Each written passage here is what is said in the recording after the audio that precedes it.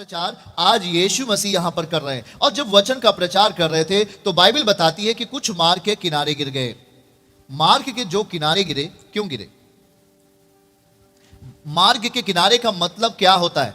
वो इंसान जिसके अंदर बीज बोया जा रहा है। हम आपको उदाहरण के लिए और समझाते हैं। जैसे कि आपने गेहूं का बीज बोया और जब आप खेत को गुड़ाई करते हैं, खेत को जब आप उसको जुताई करते हैं, तो आप देखते हैं मेरे प्रियो कि उसमें कहीं पत्थर है, कहीं कुछ चट्टाने हैं, कहीं वहां पर कुछ पत्थर टाइप का है, या कहीं पर वहां पर वो जो मेड़बंदी है वहां पर है, वो उस पर बीज आप छींटते समय गिर जाता है, या किसी चट्टान पर गिर जाता है, या किसी झाड़ियों में गिर जाता है। ध्यान से सुनिए, इसका मतलब ये नहीं कि बीज बोने वाले की गलती है। वो जो जिसका खेत है उन्होंने जमीन को तैयार नहीं किया है, वो जमीन अपने आप को तैयार नहीं कर पाई। मतलब ये कि आपके पास आपकी जमीन है, अब बीज आप जब बोएंगे तो तैयार तो करना ही पड़ेगा।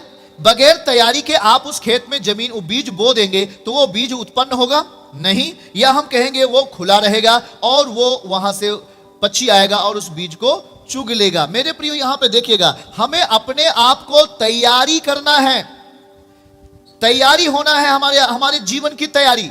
जब हम प्रभु के पास आए हैं तो आशीष ऐसे नहीं मिलेगी, समृद्धि ऐसे नहीं मिलेगी। हमें अपने आप को प्रभु के योग्य बनाना पड़ेगा। और इसीलिए प्रभु यहां कहता है, सुनो, एक बीज बोने वाला बीज बोने निकला और कुछ मार्ग के किनारे गिरा। आप जिस वचन का आदर नहीं करते हैं वो वचन आप में चला जाता है, या कहेंगे वो वचन आप में निष्क्रिय हो जाता है। निष्क्रिय मतलब उसमें कोई बल नहीं होता, उसमें कोई ताकत नहीं होता है। आप जब वचन को अहमियत देते हैं, आप जब वचन को सुनते हैं, आप जब वचन को अपने अंदर ग्रहण करेंगे, वो वचन आपको बदल देगा। आमेन। वो वचन आपको बदल देगा, क्योंकि परमेश्वर कहता है कभी भी प्रभु किसी को जबरन नहीं करता या जबरदस्ती आपको नहीं करेगा। प्रभु प्रेम करता है और वो चाहता है कि उसका जो वचन है अर्थात यीशु मसीह को आप अपने प्रेम से अपने अंदर ग्रहण करोगे तो वह आप फल लाने वाले बनोगे। पर ऐसा यहां पे प्रभु जी बता रहे हैं कि बीज बोने वाला जब बीज बोने निकला तो वो मार्ग के किनारे गिर गया, क्योंकि उस व्यक्ति ने अपने मन को, अपने हृदय को उस वचन के लिए तैयार नहीं किया था। समझ में आ रहा है? उस वचन को जो आज हम आपके लिए बोल रहे हैं, हो सकता है कुछ लोग ध्यान से वचन नहीं सुन रहे हैं, कुछ लोग अपने आजू बाजू में बात कर रहे हैं, कुछ लोग बोल रहे हैं हमको ये वचन आता है, कुछ लोग बोल रहे हैं मैंने कल ही पढ़ा है। बहुत सारे लोग आपस में बात कर रहे हैं, लेकिन ये टाइम है बात करने का नहीं मेरे प्रियो। ये समय है उस वचन को ध्यान से अपने जीवन में लाने का, क्योंकि यहां पर कलीसिया का अगुवा आपके लिए वचन बोल रहा है, अर्थात यीशु मसीह आपको वचन दे रहा है। मेरे प्रियो, जब यीशु आपको वचन दे रहा है तो आपको उस वचन को अपने अंदर स्वीकार करते जाना है, अंगीकार करते जाना है, ताकि वो वचन फलवंत होगा। चलिए दूसरा, और यहां पे लिखा है कुछ बीज पथरीली भूमि पर गिरा, जहां उसको बहुत मिट्टी ना मिली और गहरी मिट्टी ना मिलने के कारण वो जल्द उग आया। वो बीज जल्दी उग आया, पर जब सूर्य निकला और वह जल गया, जल ना पकड़ने के कारण सूख गया। ये विश्वासियों की कंडीशन है। बहुत सारे लोगों ने विश्वास किया और विश्वास करने के 1 महीने बाद बोला मैं ये कर सकता हूं प्रभु में, मैं वो कर सकता हूं, मैं बहुत कुछ कर सकता हूं, मेरे लिए कुछ भी असंभव नहीं है, मैं सब कुछ संभव कर सकता हूं। मेरे प्रिय ध्यान से सुनो, वो जो वचन को अपने अंदर जिस विश्वासी ने ग्रहण किया, वो उस विश्वासी की जल्दबाजी है, क्योंकि बगैर तैयारी के कोई काम करना आपके लिए धोखा है। आप उस विषय पर तैयार नहीं हैं, पर उस काम को करने के लिए निकल पड़े हैं। युद्ध हो रहा है और युद्ध में आप खाली हाथ जा रहे हो तो आपको गोली लग सकती है, या आपको चोट लग सकती है, या आपको प्रॉब्लम हो सकती है। आप युद्ध करने के लिए, आप युद्ध कैसे किया जाता है इस बात की तैयारी बगैर किए हुए यदि आप युद्ध में जाएंगे तो आप मारे जाएंगे। हाँ या ना?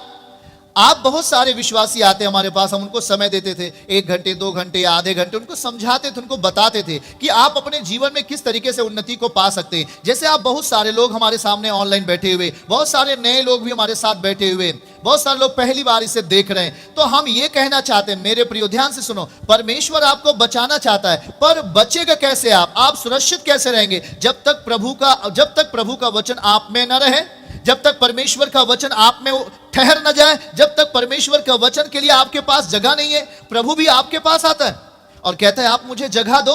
वो द्वार पे खड़ा हुआ खटखटाता है और कहता है द्वार खोलो ताकि मैं तेरे भीतर आऊं और तेरे साथ वास करूं। और जब वो अंदर आएगा तो क्या आपके साथ गंदगियों में रहेगा? क्या वो आपके साथ उस गंदे जगह पे बैठेगा? क्या आप गंदगी में खाना खाते हैं? क्या आप गंदे स्थान पे वास करते हैं? क्या आप कपड़ा गंदा पहनते हैं? सब अच्छा पहनना चाहते हैं? क्या परमेश्वर आपका बुरे स्थान पर रहना चाहेगा? मेरे प्रियो यहां से देखिएगा, और जो हम पांचवा शब्द पढ़ रहे हैं, पांचवा वचन महत्वपूर्ण है। मरकुस चौथा अध्याय 5वां पद हमारे साथ आप देखिएगा, लिखा क्या है? कुछ पथरीली भूमि पर गिरा, कुछ वचन, कुछ बीज पथरीली भूमि पर गिरा। कंडीशन क्या है? स्थिति क्या बन रही है?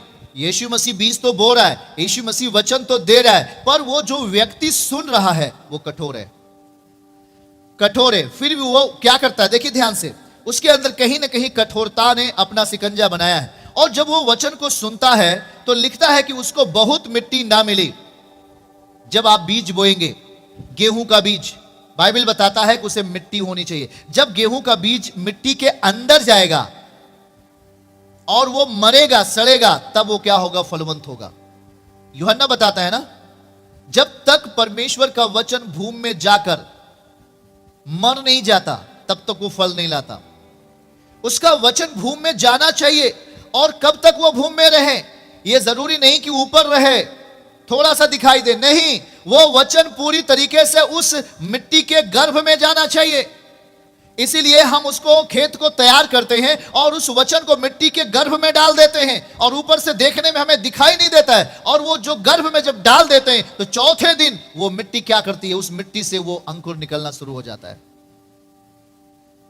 ऊपर से आप डालोगे तो ये आपके लिए समस्या है, उससे फिर पक्षी आएगा, उससे चुग लेगा। मतलब हमारा ये कि आप यदि जब प्रभु को जानते हैं तो हमें अपने जीवन में किसी तरीके का भी जल्दबाजी नहीं करना है, किसी तरीके का अपने आप को ये नहीं करना मैं ये कर सकता हूं, मैं वो कर सकता हूं, मैं ये कर सकता हूं। कर सकते हो, कर पाओगे, पर अभी हमारा टाइम है उस वचन को एक अच्छे जगह पे रखना।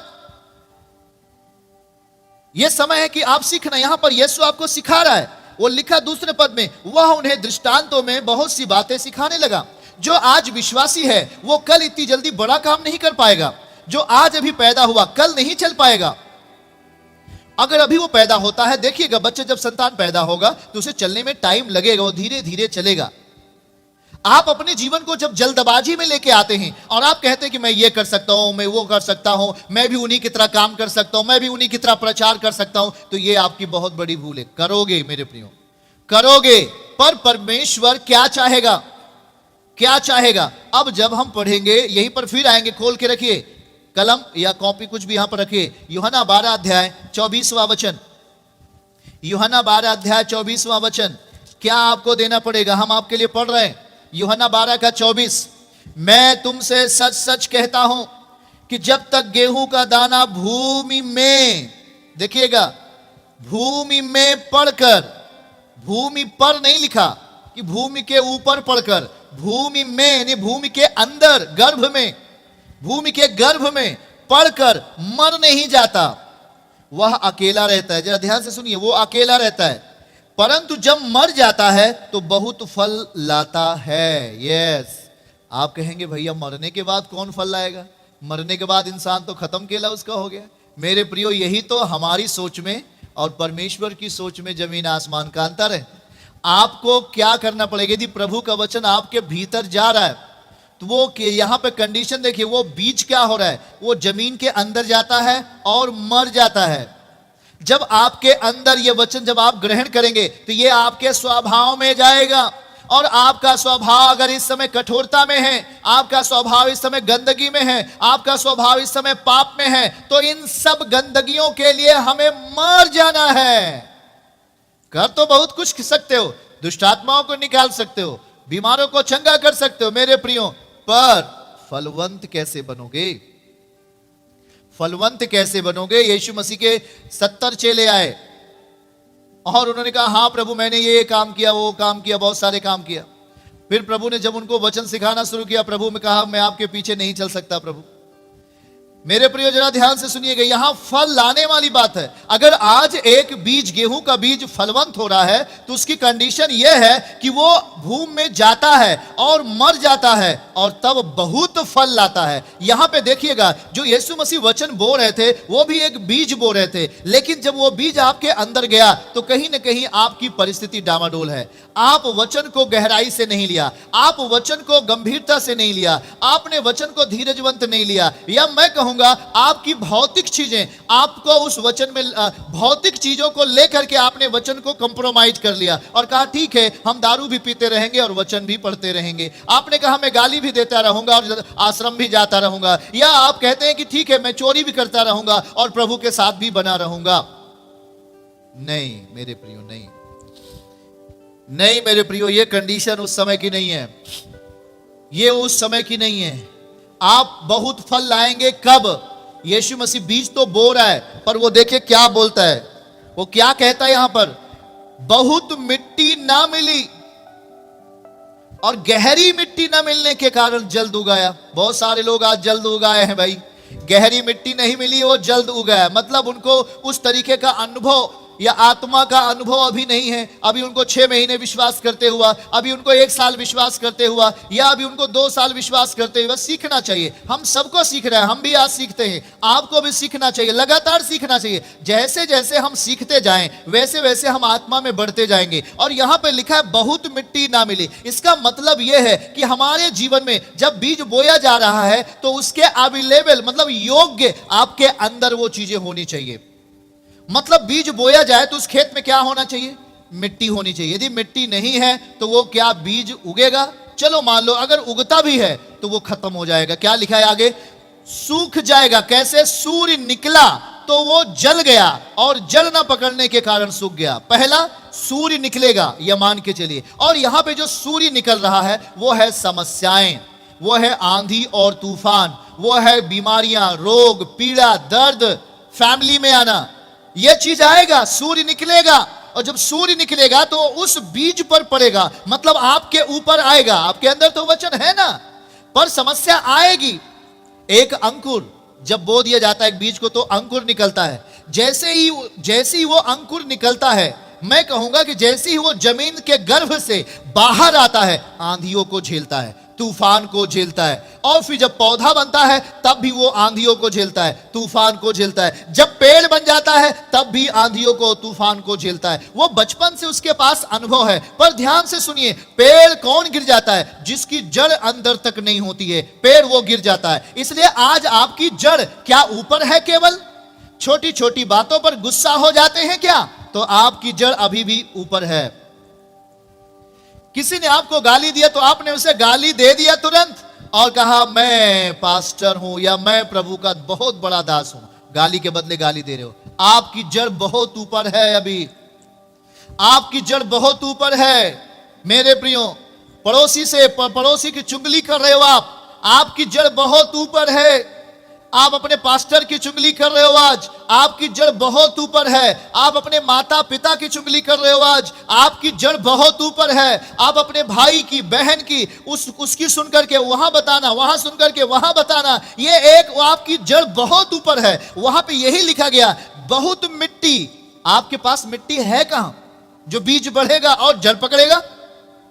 यही है तैयारी का टाइम मेरे प्रियो। इसीलिए ये यीशु आश्रम लगातार आपके लिए 7 डेज प्रेयर, 1 महीने का स्कूल और तमाम प्रोग्राम को करता रहता है।